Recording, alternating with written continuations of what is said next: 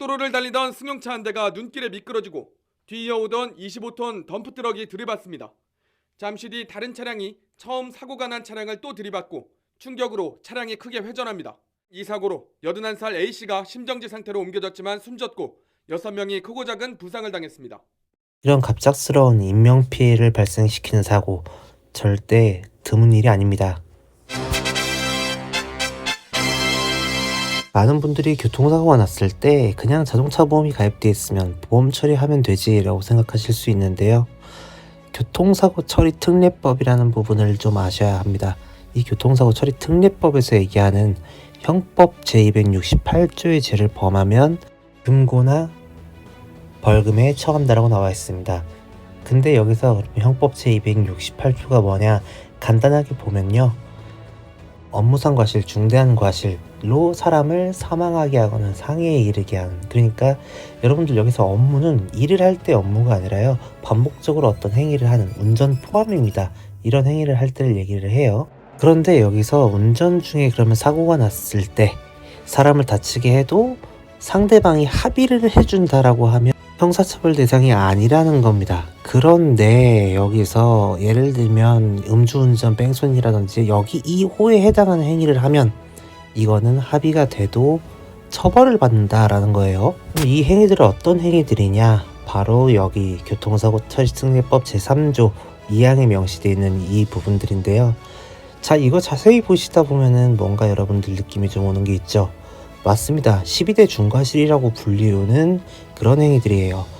다시 말하면 합의가 되더라도 12대 중과실인 경우에는 사고가 나면 형사처벌을 받는다라는 겁니다.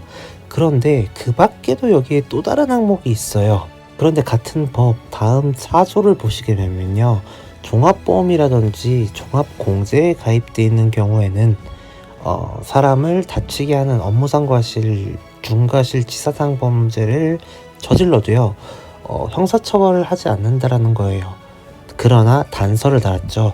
아까 얘기했다시피 12대 중과실 사고에 해당이 되거나 또는 피해자가 불구 또는 난치 같은 이런 질병이 생긴 경우, 그리고 그런 보험이 가입돼 있어도 피보험 이익을 받을 수 없는, 그러니까 피보험자, 허락피보험자, 승낙피보험자 이외의 운전자가 운전하다가 사고가 났다거나 하는 경우들이겠죠. 이런 경우에는 처벌을 한다라는 거예요. 자, 그런데 여기서 얘기하는 불구나 난치의 기준이 어떻게 되는가? 여기 지금 제가 두 가지의 판례를 가지고 와봤는데요. 지금 보시게 되면 둘 다, 이 두 사고 케이스 다 12대 중과실에 속하는 사고는 아닙니다. 그럼에도 불구하고 피해자가 중상해를 입었기 때문에 처벌이 된 경우의 케이스만 가지고 왔어요. 여기 보시게 되면요, 피해자의 피해 정도가 전치 32주짜리 진단을 받았죠. 사실 이 정도면 굉장히 큰 사고고 후유장애도 있을 겁니다. 그런데요, 다음 케이스를 보시게 되면은 이것도 벌금 500만 원에 처해질 정도로 범죄 사실이 인정이 됐어요. 그런데 이 케이스의 피해자 역시 10대 중과실에 해당되는 그런 사고는 아님에도 불구하고 피해자가 입은 상해 정도가 전치 8주예요.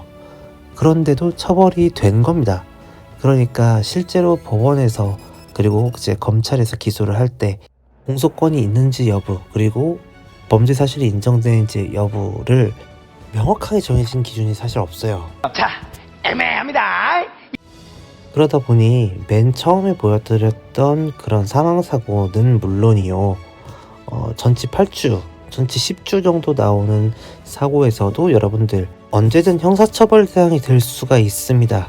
그런데 그러려면은 방어비용이 필요하잖아요. 여기 방어비용은 통상적으로 변호사를 수임하는 변호사 수임 비용이 있을 거고요.